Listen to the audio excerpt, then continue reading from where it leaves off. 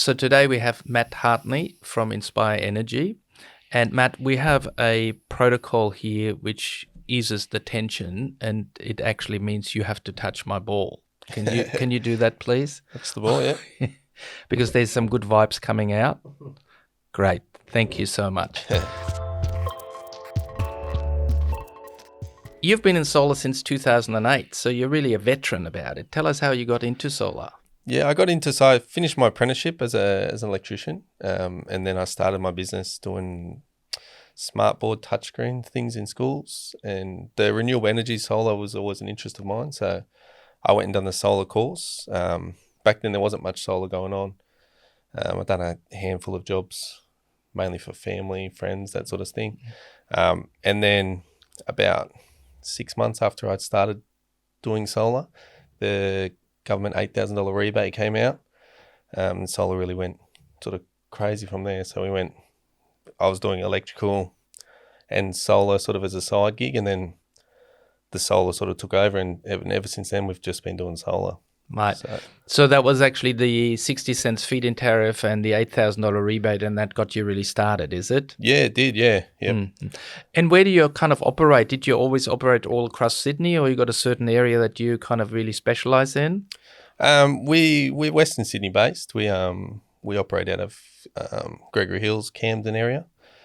We started as a contractor, so I installed solar for hundreds of different companies all over New South Wales and ACT.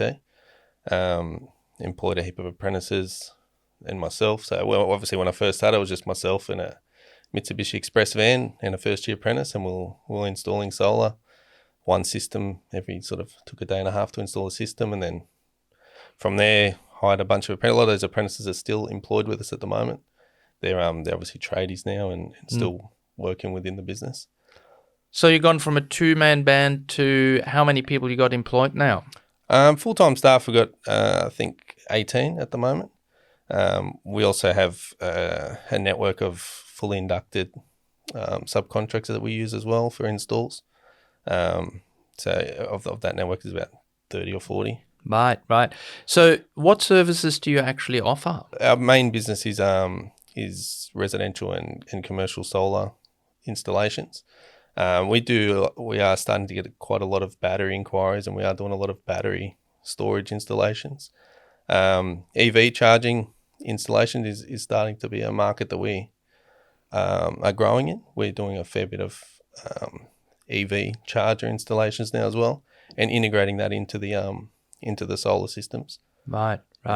Now, some people still wonder if solar actually can save you money. You've installed literally thousands of systems.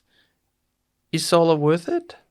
Solar is definitely worth it. It's all about changing people's energy habits, and when you put the solar system in, then changing those energy habits to try and make utilizing the energy you're creating and really making the most of that energy that's being created.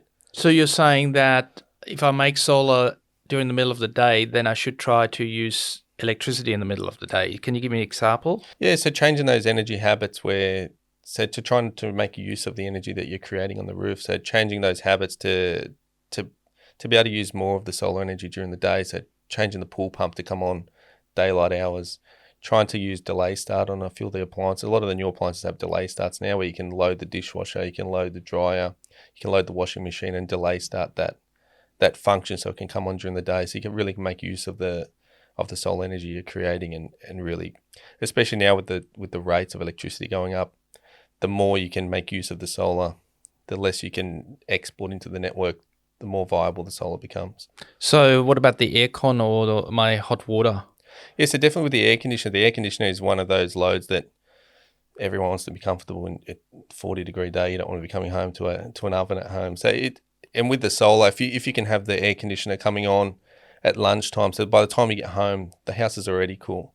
So if you can have that load coming on during the day, having the solar control most of that energy usage, that's obviously going to have a huge effect on the electricity costs. I also hear that if you got an electric hot water tank, there are now technologies that you can have the solar to actually generate the hot water. And hot water is an expensive part of your house energy footprint. So how does that work? Yeah, it definitely is. And the off-peak tariff used to be a way to, the hot water was not really a thing that we used to consider, because the off-peak rates were obviously so low that it was viable just to keep it on off-peak. But those off-peak rates are rising to an extent now where we really need to consider that as a load that we need to control from the solar. So there's a few products around that we can use now to have the solar feeding into the hot water tank. So we've got IO controls on some of the inverters. We've also got the catch power system where it can divert the exported solar energy. So rather than exporting it to the grid for 5 or 6 cents, you can have that energy stored into your hot water system. So it becomes a sort of a semi-thermal battery where you're storing that energy as heat inside your hot water tank. So you're using that energy during the day to really maximize your energy independence from the grid as well. So what you're really saying is that if I have excess solar, instead of sending it out for 5 cents, I put it in my hot water tank where I would have paid 18 or 20 cents to get that, and that can give me additional savings. Yeah, so it's just about maximizing that solar energy usage and really creating your own sort of power network within your own property. So you're generating the power on the roof, you're using that energy to control the loads during the day. All the excess energy, you use that to store the hot water system, and then from there, that's when we start to integrate batteries and try and really make a grid independence for the homeowners. So when you walk into a homeowner and explain solar, now that it's become so technical, how do you actually keep it simple? What's the key message that you give people? The key message is obviously you're buying power from the grid at the moment, and you're putting in a power station effectively to generate your own energy, and then it's about using that energy that you're going to create on your roof and maximizing your savings by making best use of that energy you're going to create. Now, a lot of people play with the thought of having a battery. Are you selling more battery solar combos nowadays than, let's say, 5 years ago? Yeah, so the battery technology now is quite advanced and works really quite well.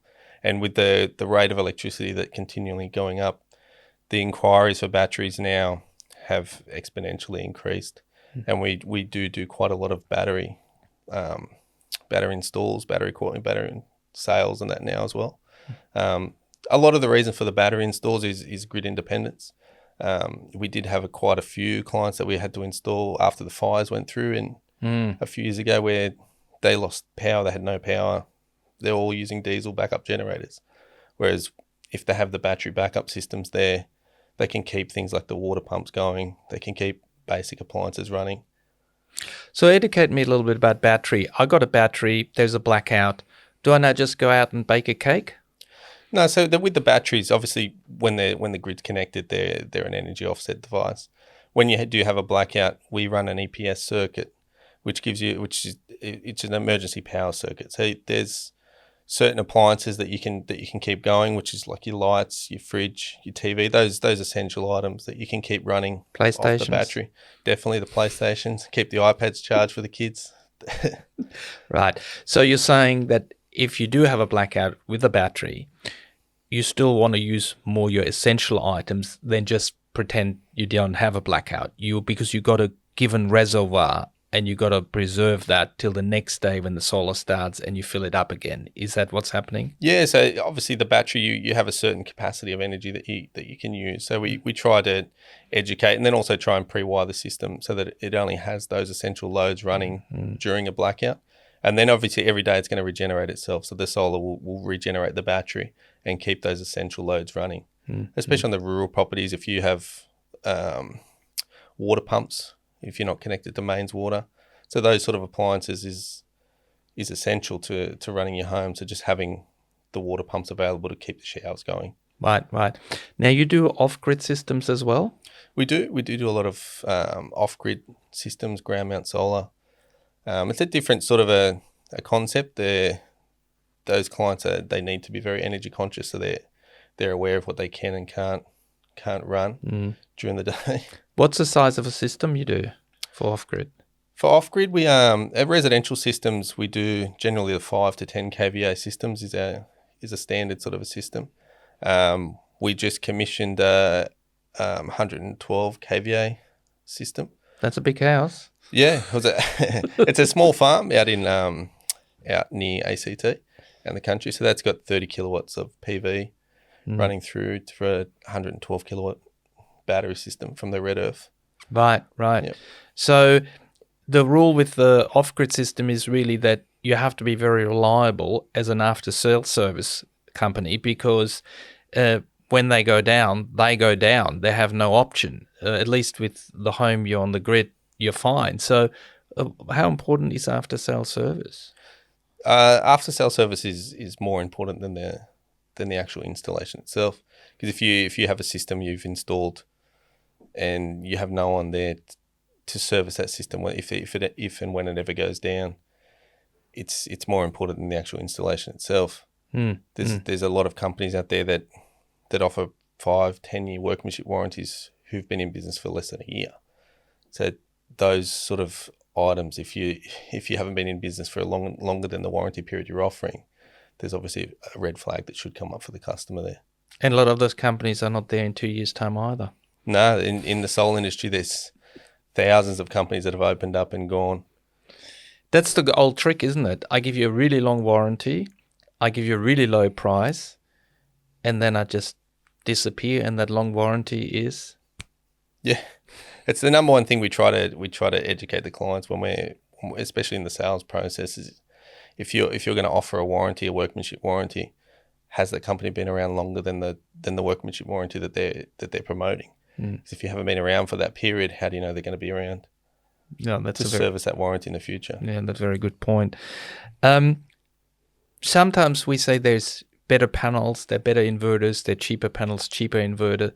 Can you have really good gear but still get a poor solar outcome?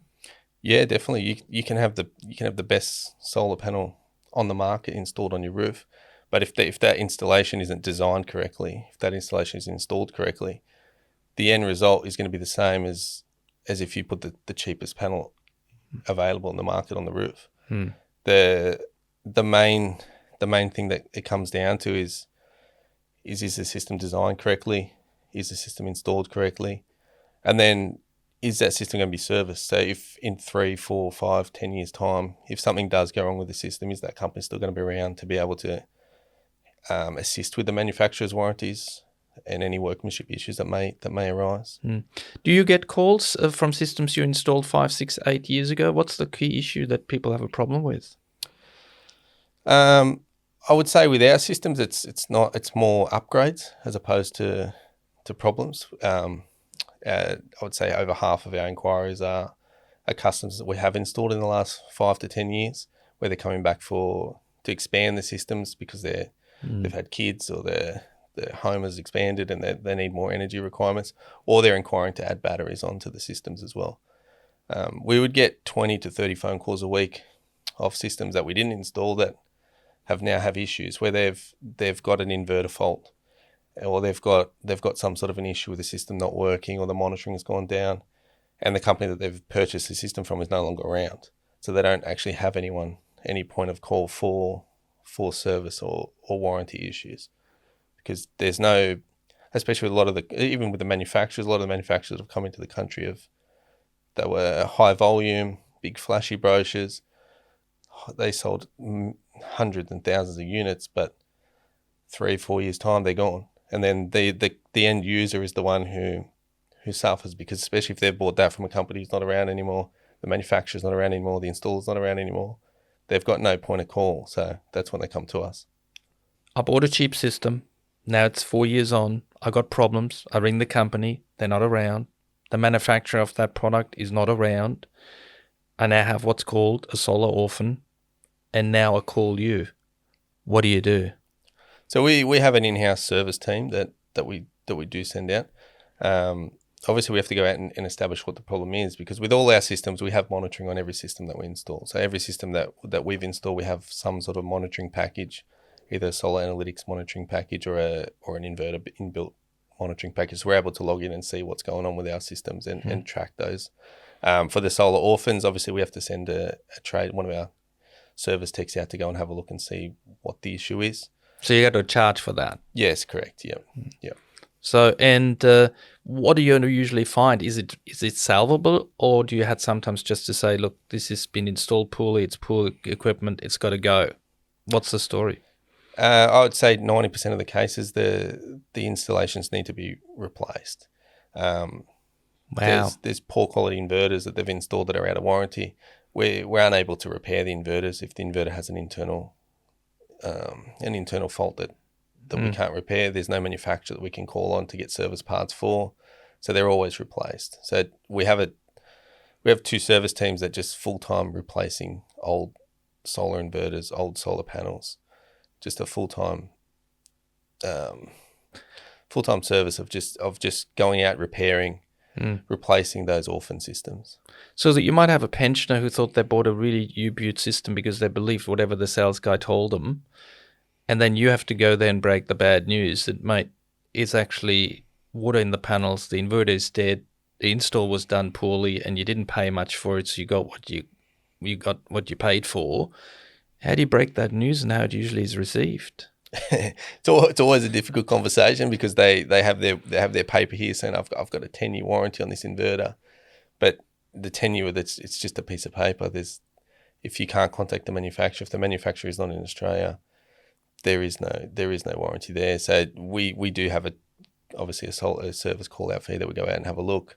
We work out what the system is and we just provide them with options as to what the best course of action is to get that system back up and running. So how do I avoid getting a solar orphan where I don't get long-term support, the stuff is crappy? How do I avoid it? So the key things to when you're choosing a solar system is obviously the product is one aspect of it, is choosing manufacturers that have an Australian presence. So we only work with manufacturers if the manufacturer actually has a presence in Australia with staff employed in Australia. So if we do have an issue in 2, 3, 4, 5 years' time, we actually have someone that we can speak to on behalf of the client to service those warranties. The second thing, and the most important thing, is who the installation company and who the sales company is that's actually selling you the product. There's a vast difference between a company that sells solar and an actual solar company. An actual solar company will have CC installers employed, and inside their office, they'll have a physical office, a physical presence, and then there'll also be staff inside that office that can then. So these sales consultants, obviously, they go out and they sell the system. They work out what size system that is required for the client. But then you need a technical engineer inside your office that can actually have a look at that system, design it, and make sure that the system is going to work and is fit for purpose. And then obviously the installers on the ground that can do the install. And then a service department, so that when something does go wrong, there is someone to actually come out and service those warranties on behalf of the manufacturers for the clients. Right. So when you started in 2008, and I did too, around that time, we all thought we saved the world, climate change is coming, solar can help. But we've seen the industry tipsy-turny with, unfortunately, some crooked operators, some crooked products and stuff like that. How do you personally feel about being in this industry? I mean, we're looking at solar saving the world. Are you part of a pioneering group that's really making a difference? I mean, what's going on in Matt's hat day to day when you run your solar company? Yeah, it's been what we call the solar coaster. It's an ever emerging sort of an industry. Like with the manufacturers, we've seen so many manufacturers come in, big flashy brochures and promise the world, and then they're here for a short period and then they're gone. So when we're choosing manufacturers, we obviously we choose only the manufacturers that we've been working with for quite a while, and we know that we can rely on those manufacturers for if and when anything ever does pop up. And then just the ever-changing industry, there's always new technologies coming out, so just keeping ourselves trained and informed on what the technologies are, which ones work, which ones don't work. Right. Now, when you go out and you and your sales team sell, what is the most common questions you get asked?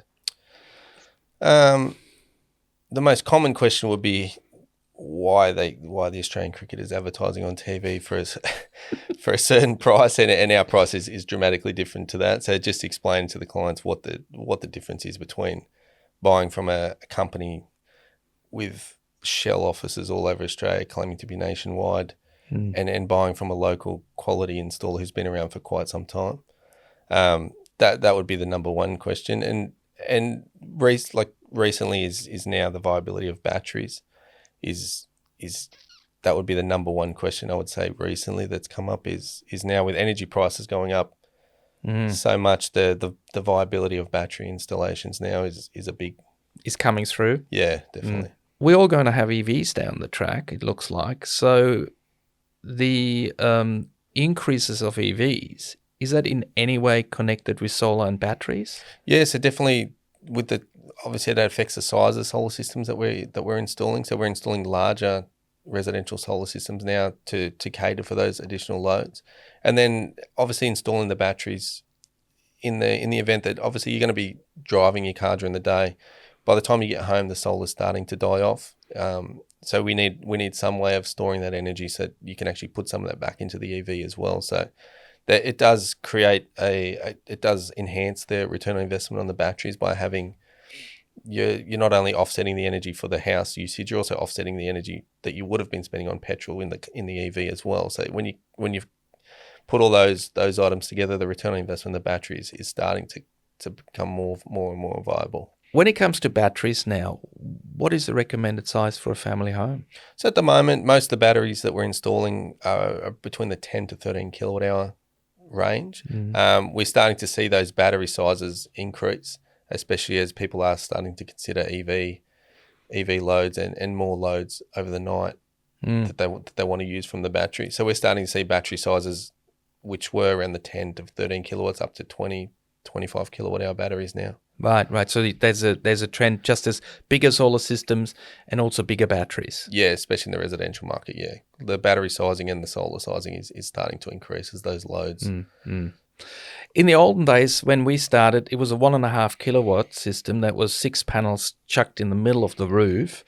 Now you go there and you see some roofs completely filled. Is your recommendation with a large family to really go for the larger solar system? We take a tailored approach to every solar system. We try to design the system around the energy requirements of the home as opposed to the actual physical roof space. So physical roof space is obviously becoming an issue because if the more energy you require, the more roof space you require. But we try to design the systems around what the energy requirements of the home are. So we try to utilize the right size system for those energy needs. So not a system that's too big and you're just going to be exporting energy you don't need, and also not a system that's too small where you're going to have to, you've got the system there, but you're not making full use of your own energy independence because the system you got there is not large enough to support the loads of the energy requirements for the home. Do you now find sometimes if somebody already has 2 EVs and they got a big family, then they need at least 40, 50 kilowatt hours a day. Do you sometimes find that the roof is actually not big enough already? It is. It's definitely a case where, especially there is quite a few places now where their energy needs a lot more than what we can actually generate on the roof. So we are looking at now alternatives with different sort of technologies we can use, carport structures, which we can use as solar. We do a lot of BIPV. We're starting to get into the BIPV products, which is a building integrated solar products, which is a newish sort of a technology that we're looking at now. Oh, tell me all about that. So it's called BIPV, Building Integrated PV. How does that work? We're working with a few manufacturers now where they've got a new technology where they can create panels that become part of the facade. So you can replace the facade of the house, the glass on the buildings, balustrades, carports. So you can basically create building products out of solar panels. So they're making use of the entire surface area, not only for energy generation, but it's also an aesthetics point where we can have panels coloured to match the colour of the roof or the colour of the walls or the colour of the glass. We can actually get panels manufactured that can fit not only for your energy needs, but also aesthetics as well. Right. Now, obviously, they would be more expensive than standard panels, but also they last 20, 30 years, so you will get a good ROI at the end. Yeah, so the products, it's the warranties on the products are quite well. They're very similar to the normal manufacture of solar panels. But then you've also got the added benefits of the aesthetics. So a lot of architects now that we're working with are starting to look at integrating these sort of technologies into the buildings, especially in the commercial sector. We've got a few commercial projects that we've got underway at the moment, which are going to have coloured panels integrated into the roof. So as you look at the building's going to look the certain way that the architect wants it to look, but it's also going to be generating its own power from the roof. We've established now that if down the track we're going fast forward 5-6 years, we have 2 EVs. We have 5 people in the family. We run the aircon, we run the smart home. The roof will not be big enough to cover all your needs on solar, except if the panels become heaps more efficient. So then what do I use? Do I use my fence? Do I create a carport and put solar panels on the top? But if I can use the facade of my house to create, because that gets sun on it, that's maybe how we can fill that gap. Is this why you're interested in building integrated solar? Yeah, definitely. Just looking at ways to increase the actual power output of the house, and a way to. There's a lot of people that don't like. I'm a bit biased. I like the look of a solar panel, but there's quite a few people that look at it and said it's very ugly. We don't want solar on the front of our house. That would be one of the major comments we would get from potential customers is, we want solar, but we don't want it on the front of the house. So we're just looking at the alternatives to still be able to use that available roof space or the front of the house or the side where the car's parked, and looking at those ways to actually be able to use those spaces to create the energy that's required. What about black panels? They do look quite good. Yeah, so the trend has obviously changed. The black panels were a bit of a niche 5-8 years ago. There wasn't a great deal of black panels around. Now it's hard to find a silver framed panel. So almost all panels now are black. A lot of them go with a black back sheet now, so you don't see the white in between the cells as well. There's the REC Alpha panel, which has the gapless technology, so there is no gaps between the cells. So they are a lot more aesthetically pleasing. With all our residential installations, we use black framing as well. So all the mounting structure is powder coated black aluminium as well. So the whole aesthetic part of the roof is it just the black panels blend in a lot better with the darker roof, and they're a lot more aesthetically pleasing. So it does solve some of the issues where they don't want to see the panels on the front of the house. I sometimes wondered why people want to save $600 every 3 months and then use a very unqualified company to just whack that solar on it. It looks so ugly because the people didn't really think about it, and they lose $30,000 in the value of the house. So the look of the whole system is very important. What do you do to kind of make sure that the people get a great looking system? So with our systems in particular, we once our consultant has gone out and designed the system around what the client needs, we then have one of our in-house installers go to site and actually physically draw it up, measure it up, and have the client approve the design prior to the system going in, so that they not only do they get the system that's going to work the best, they also get the system installed in a manner which they find aesthetically pleasing as well. So no surprises? No surprises, no. Some solar companies just sell it on Google Maps and give you a price and hope for the best. Do you guys approach that way? No. So if you just remote satellite, do a design by Google Maps, send the price through, and then send an installer out to do the install, they're relying entirely on whoever the installer is that goes to site for the quality of the installation, the quality of the output of the system. We have a different approach. We have in-house engineers and in-house installers. So if before any of our systems are installed, it's checked by one of our in-house engineers.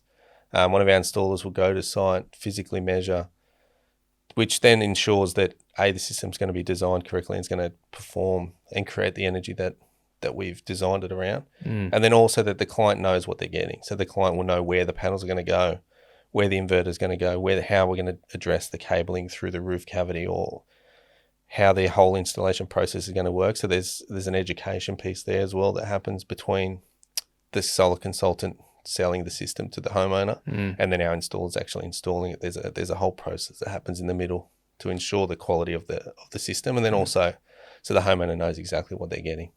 I've had circumstances where I've seen companies, and those cheap sales companies who just quote over the phone, and when the installer goes there, he realizes the switchboard wasn't actually up to scratch, and there's another $1,500 for switchboard upgrades. Have you seen situations like that?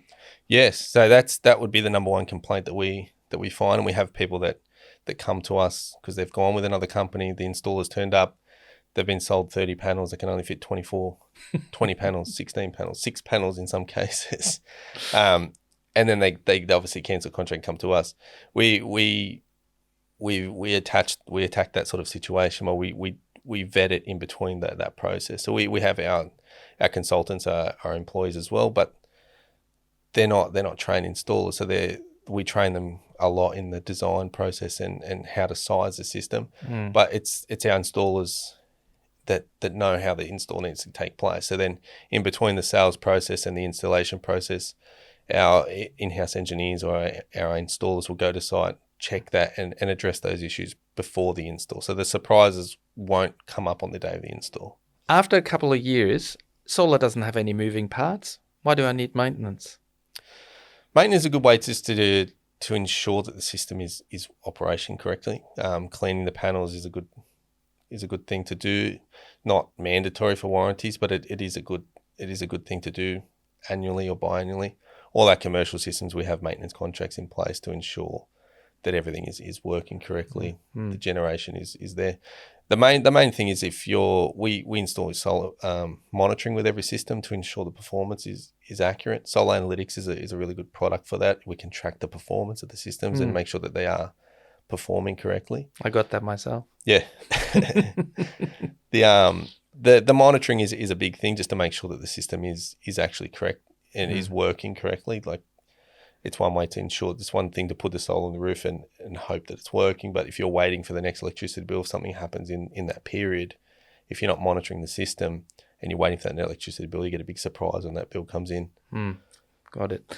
Now, you do commercial as well. Yes. Tell me, what's the difference between a commercial solar system and a residential solar system? Besides the more panels, there's a lot of engineering that goes into the commercial system. So we have two divisions. We do commercial, which we have a team that's dedicated to do all the commercial installations, and then we do the residential installations as well. The difference between the commercial and the residential is there's just more involved in the commercial in terms of, we have structural engineering. So we have an engineer that goes through and checks the structural adequacy of the buildings, as well as electrical engineering. And there's a lot more design work in terms of the planning.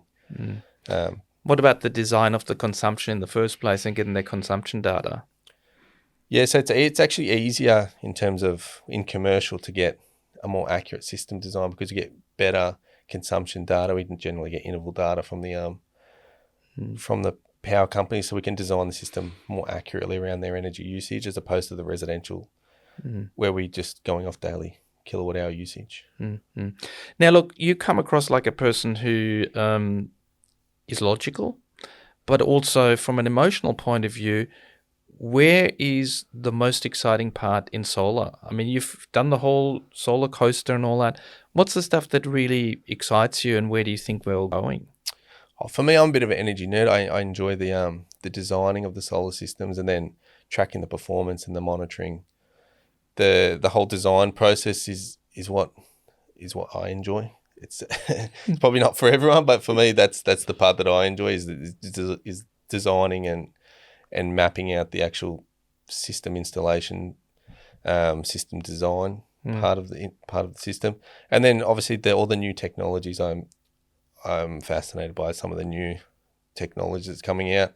I was in China recently. We went to a factory where they're building a custom-made panel for us for a project that we're doing. They're able to print all sorts of different designs on panels to make them look any sort of way that we want them to look. They're able to cut them into different sizes to make them fit into different profiles, especially for architecturally designed buildings where the roof space isn't conventional. We can't fit rectangle panels on the roof. So you're saying that we're actually potentially only at the beginning of the whole solar journey?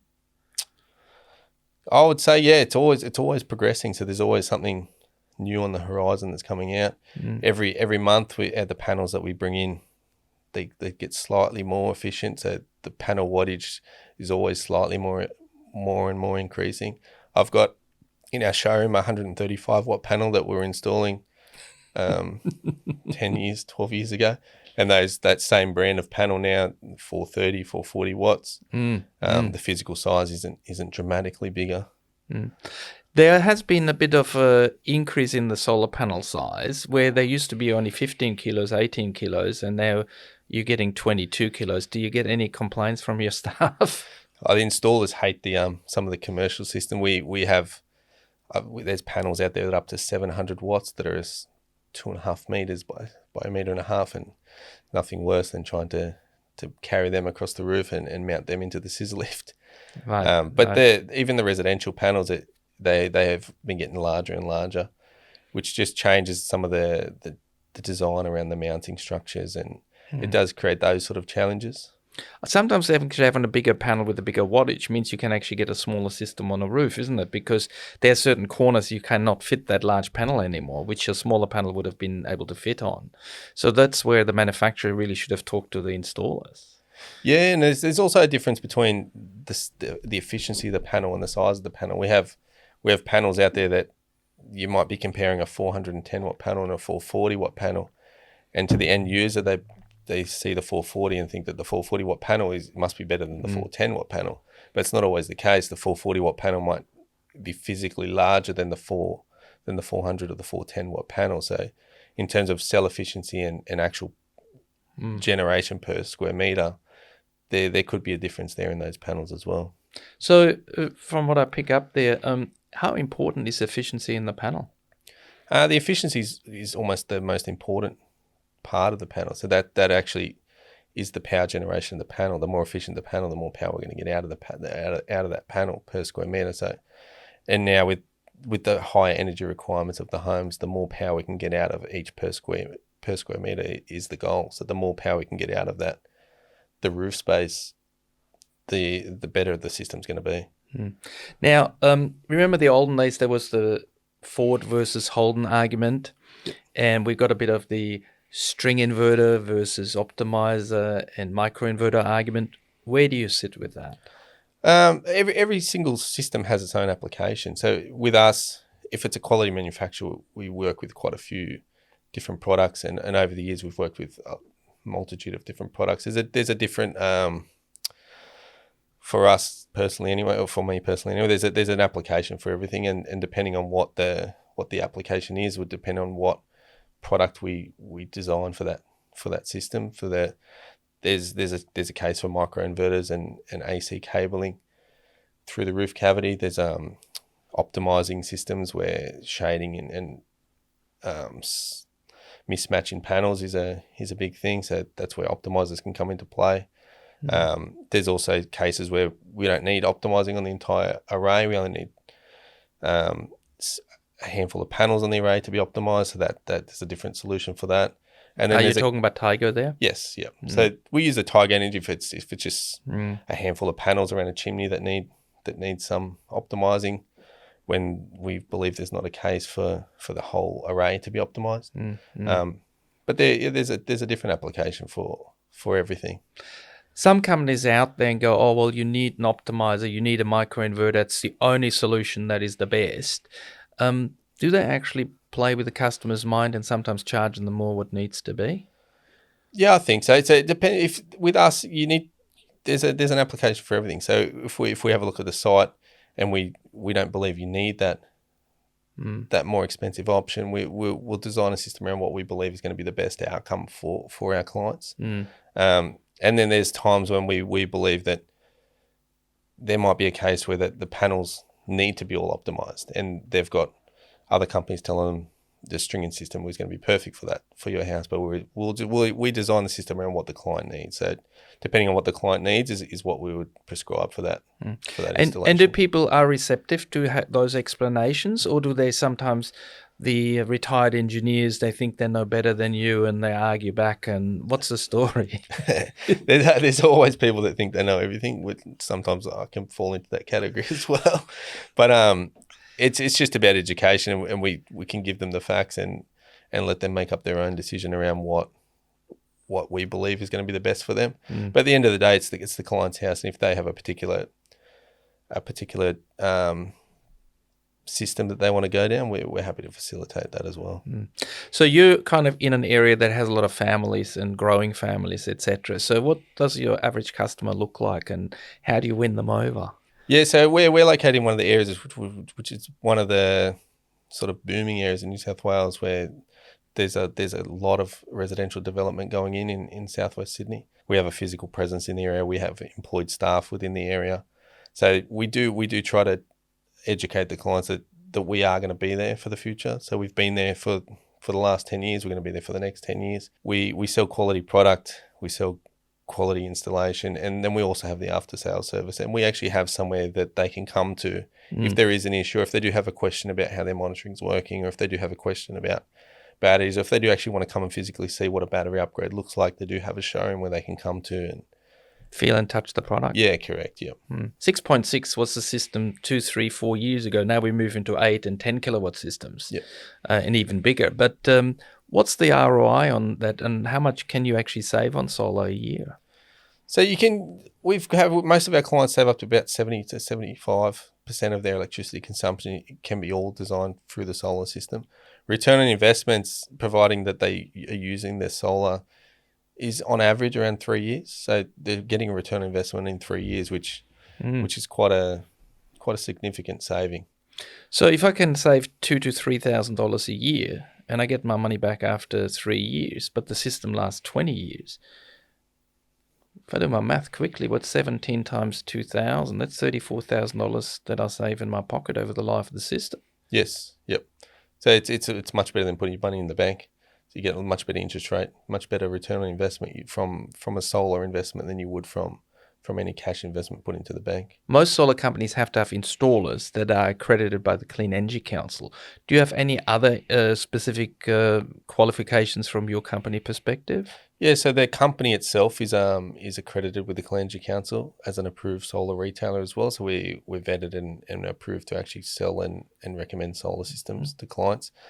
We also put a lot of effort into getting accredited with our manufacturers as well. So all the product that we supply and install, we're approved partners with those products. So with REC, we're a certified installer with them. Tesla certified installers. We do a lot of work to ensure that we train all our guys and our companies accredited with those manufacturers. We're also ISO accredited as well. So we put a lot of work into getting an internationally recognized accreditation for quality management, as well as safety and environmental management. Isn't that just a little plaque, or do you have to do anything? I wish it was a little plaque. It's actually quite a process to get ISO accredited. So we have to get externally audited from a third party company. They have to come in. They have to go through our company operations, our company systems, and our quality management process to ensure that we follow a specific guidelines to ensure that our quality standards and our quality management, as well as our safety standard and our safety management systems are compliant with international standards. We have to do that for a lot of our government projects. So for a lot of our councils and government projects that we do, we need to be ISO accredited. But then that also feeds into our residential market. So a lot of the clients that we install, it gives them an assurance that not only are we Clean Energy Council accredited, and although we've been around for quite a long time, we're also internationally accredited, internationally recognised in ISO accreditation for that quality and safety management. So they know that the system that they're getting installed will be installed to the highest quality standards, as well as the guys that are coming out to install will be installing to the highest safety standards as well. Wow, you must be proud of your staff then. Yeah, definitely. So it's quite an achievement to get that accredited. There isn't a great deal of us that are ISO accredited in the solar industry. Well, congratulations. Now, you recently completed a very large housing project. Tell us about that. We did. We've done, I think it's about 2,000 homes for Aboriginal housing. We were working up in the north coast of New South Wales, as well as the New England area. And then most recently, we just completed 900 homes in Sydney as well for Aboriginal housing. So that was a 3 kilowatt per house installation rollout. So it's quite a challenge to manage so many installations in an 18-month period. Wow. So we had quite a extensive quality process and quite an extensive installation rollout for that. So if you've done over 2,000 homes for that housing project, what inverter solution do you use? For that particular project, we were using the SMA inverters up in the New England area, and then more recently we're using the SunGrow units for those. We've gone into using quite a lot of SunGrow now after that rollout, because we actually had a zero failure rate on those inverters in that rollout. So it's How many homes? just over 2,000. And not a single inverter was failed? No. SunGrow is a Chinese brand, but they make good inverters?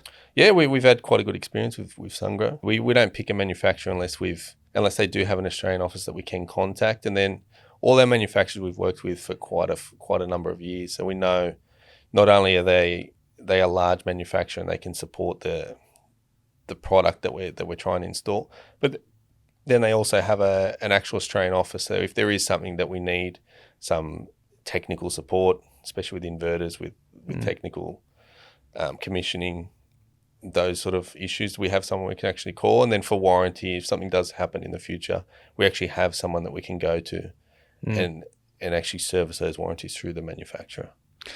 I know particular cases with the energy retailers who also sometimes sell solar, that there have been inverter failures which took up to 3 to 4 months to replace. In that case, the customer had no power. If I bought a system from you, my inverter is dead, I ring you up, how long before my system's going again?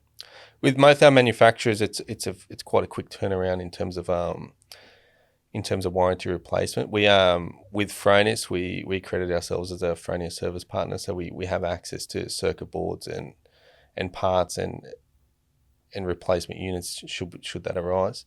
We also do the same thing with SMA and SunGrow. So there are 3 main inverter brands in the string system, and then we also work with Solar Edge and Enphase too. So all those manufacturers that we've worked with for quite a number of years, and when we do have issues, we have someone direct that we can contact. So we're not just filling in a form and hoping for the best. We have a direct contact that we can harass and call them and say, what's going on? So how long? You haven't given me a number.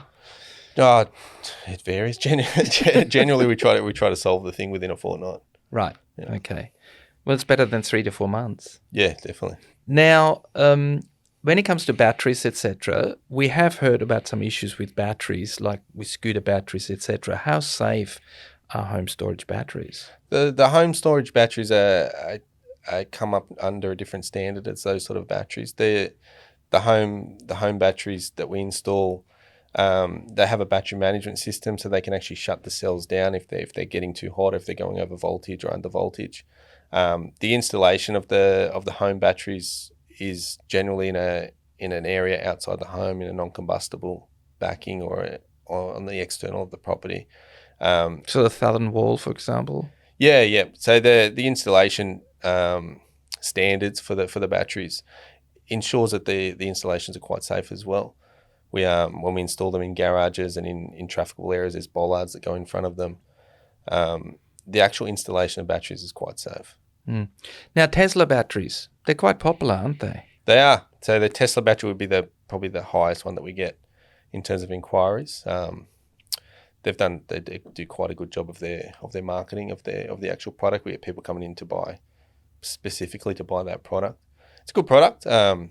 We installed quite a few of those units. We've installed for residential. We've installed a few small commercial systems with the Tesla Powerwalls as well. Good quality product. We installed quite a few that we've had no issues with those. Good looking too. It is. Yep. It's a good looking unit. You put it in the back of the garage.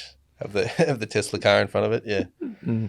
Where do you see us all going forward with the smart home, with solar panels becoming more efficient, the EV car? Maybe the EV car will have a battery that backs up the home. Where's the whole industry going? What do you see in the future? I think energy independence is going to be a big thing. So obviously using the EV as part of your home energy unit. So I can definitely see your car batteries in your EVs actually becoming part of your power system at home. So plug in the batteries in, using those batteries in the cars to power some of the homes as well. A big thing that we can see what I can see anyway, is the especially with EV charging, is large commercial batteries getting installed. So trying to displace some of that energy so that we can make better use of the of solar and commercial, especially large businesses where they can fill their whole rooftop up with solar and have those EV chargers at work, so you can go to work, charge the car up at work, come home, use some of that battery at home, go back to work, charge it up again. Wow, interesting times.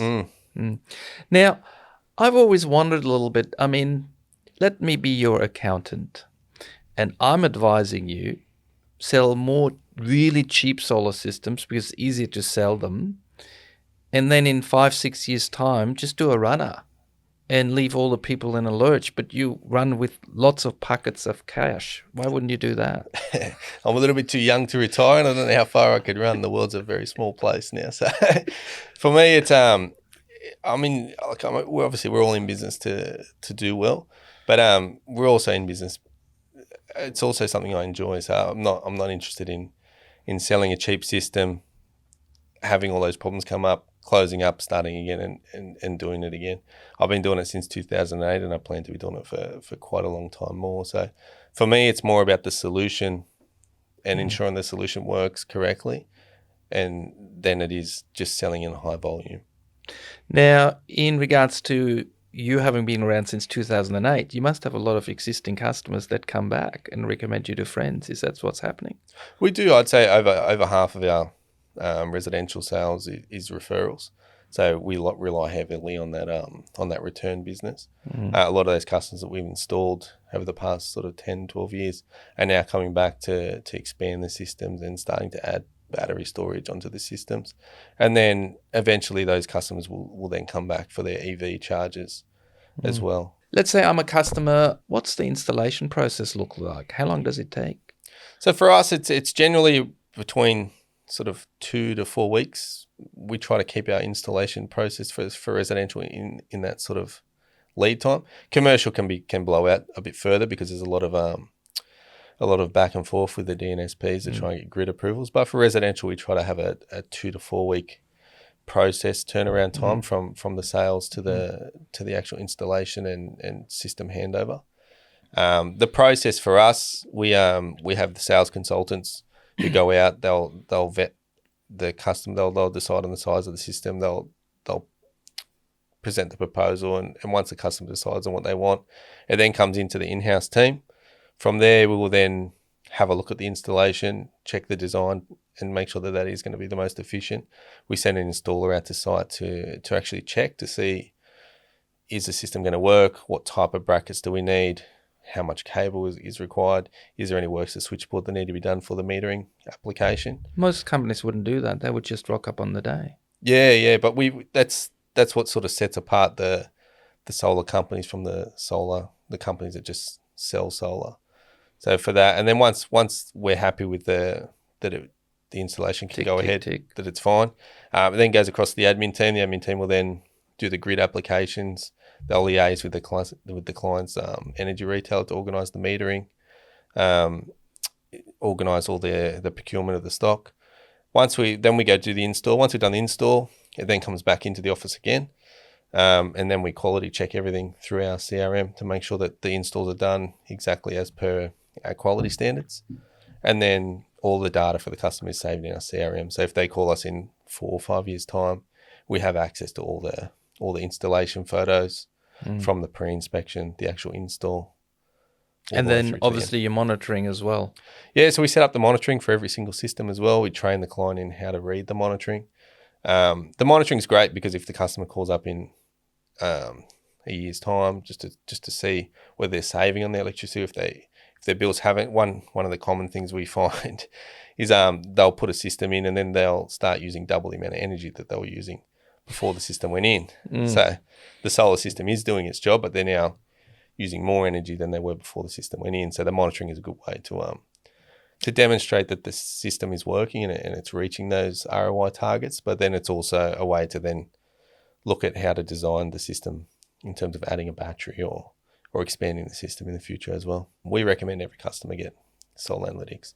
Not only is it for tracking the return on investment on the system and ensuring it's performing. But the performance management and the analytics you can get out of it in terms of your actual energy usage and the bill comparisons and ensuring you're getting the most out of your solar investment, the solar analytics is by far the best product that I can use. I think they've got a feature now also where it tells you within your area which one is the best energy retail plan, and they update that all the time. So every year you can go through and check that you get actually the best plan for your feed-in tariff and for your rates. Have you recommended, and do you know anything about that? Yeah, so we recommend everyone goes and at least has a look at the plan optimizer part of the Solar Analytics app. That way they can see if they are on the best energy plan. Because at the end of the day, the energy retailers, they're all out to make the most money they can. So if there's a simple way that the client can then just change energy plans to save a few dollars off the electricity bill, we recommend they should all do it. And also, I mean, trying to compare electricity plans, it's like comparing phone plans. I get dizzy just from it. So if I get a little computer program that actually does that for me and spits out at the end the plan that is definitely the best based on my consumption, what better could I have? Yeah, definitely, because it's a minefield trying to work out what energy plan is gonna benefit you the best. Where if you can bloody spreadsheets have an AI, and everything, have an app that can tell you this: if you put in this plan, you'll save X amount of dollars. That's obviously the best way to do it. Now, if I get a big electricity bill, I don't actually maybe have spare money to buy a solar system. Are there finance options available? Yeah, so there's quite a few finance options available now. There's 0% interest finance options available that we use. There's also green loans. A few of the banks are now offering incentives for purchasing renewable energy products as well. So those sort of ways, it's a good way to offset the cost of the electricity. So, the cost of a new solar system. So you can install a solar system and rather than paying a lump sum for the solar system up front, you can then have that put on a finance plan where the amount that you're paying back in finance repayments is actually less than what you're actually saving with electricity bill. So a lot of the times we can install a solar system, it can be a cash flow positive investment. I heard about a company called NRN that you guys had a bit of a community meeting with, whereby you can get a solar system with no cost up front and it can save your electricity bill long term because you can buy the electricity cheaper that's coming out of the solar. How does that whole thing work?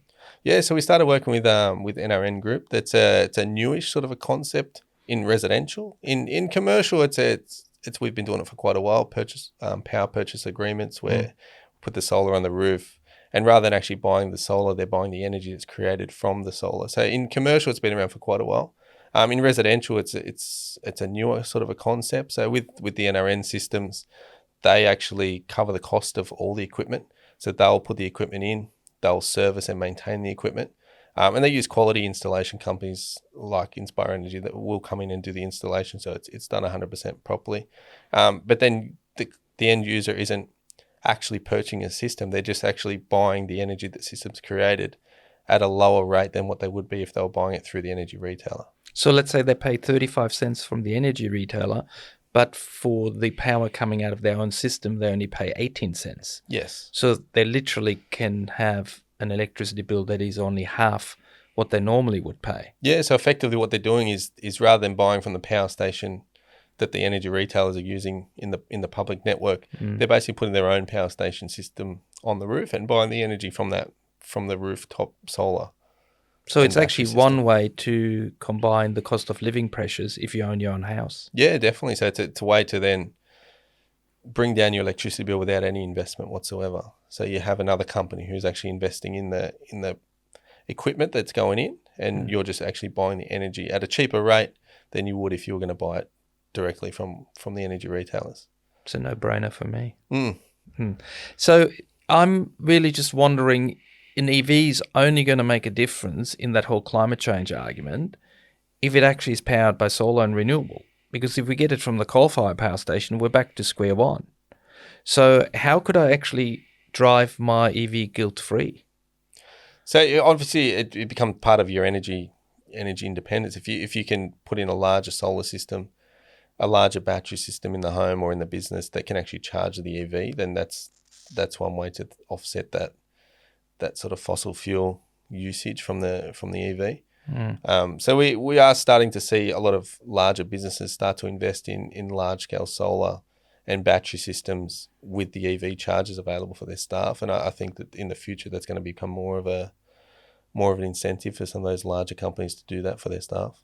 So could I come to your company and say, listen, I want a solar system, I want a battery, I want something that makes the solar go into my hot water, so I'm not paying for that electricity, and I also want an EV charger. Can you give me that whole set? Yeah, so the benefit of Inspire Energy and us being in the industry for so long, we've used all these technologies, and we currently use all the technologies in sort of energy management. So we sell the solar and we install the solar. We sell and we install the batteries. We sell and install the energy offset management devices like the catch power system, IO controls on the inverter to offset the energy into the hot water systems. We also supply and install EV chargers as well. So we're a one-stop shop, and we can do all the energy management systems.